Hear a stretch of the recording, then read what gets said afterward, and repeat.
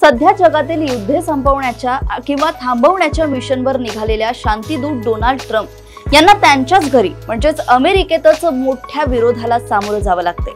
अमेरिकेच्या अनेक शहरांमध्ये शनिवारी हजारो लोकांनी राष्ट्राध्यक्ष ट्रम्प यांच्या विरोधात प्रचंड निदर्शने केली। ट्रम्प हुकुमशहासारखे वागतायत, त्यांच्या कारकिर्दीत देशाची वाटचाल हुकुमशाहीच्या दिशेने होत आहे असा आरोप करत हे हजारो लोक निदर्शन रस्त्यावर उतरले।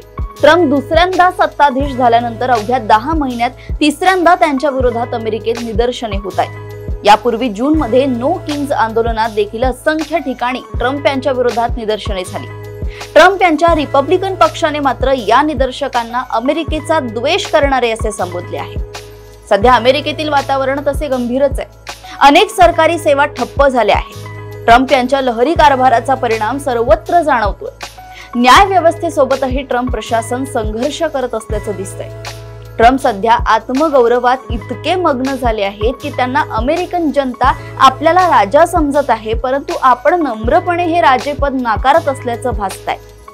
एका मुलाखतीत त्यांनी असे बोलूनही दाखवले। वस्तुस्थिती मात्र खूप वेगळी आहे। सर्वसामान्य अमेरिकन जनता ट्रम्प यांच्या लहरी कारभारामुळे त्रस्त झाली आहे। त्यांच्या लहरी कारभाराचे फटके केवळ अमेरिकेलाच बसत नसून जगातील इतर अनेक देशांनाही विनाकारण मनस्ताप सहन करावा लागतोय।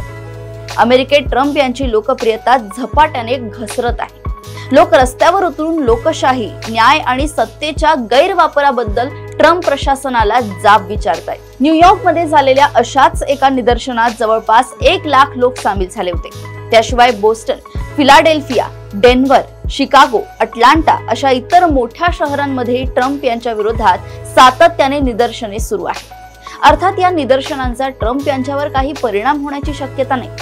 आपल्या विरोधात उठणारा आवाज हा देशद्रोह्यांचा आहे असे एकदा घोषित केले की त्या आवाजाची दखल घेण्याचे कारणच उरत नाही। उलट तो आवाज दडपून टाकणे हेच राष्ट्रवादी कर्तव्य ठरते।